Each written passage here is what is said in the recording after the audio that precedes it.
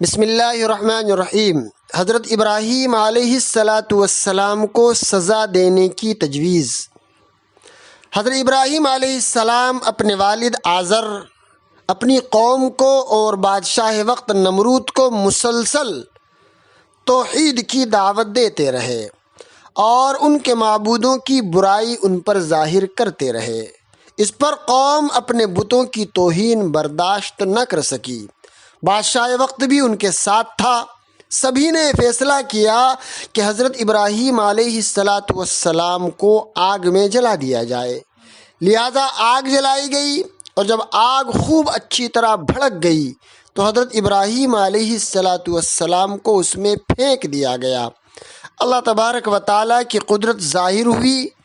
اللہ نے آگ کو حکم دیا کہ اے آگ، ابراہیم علیہ السلام کے لیے سلامتی کے ساتھ ٹھنڈی ہو جا، لہذا آگ ابراہیم علیہ السلام کے لیے ٹھنڈی ہو گئی۔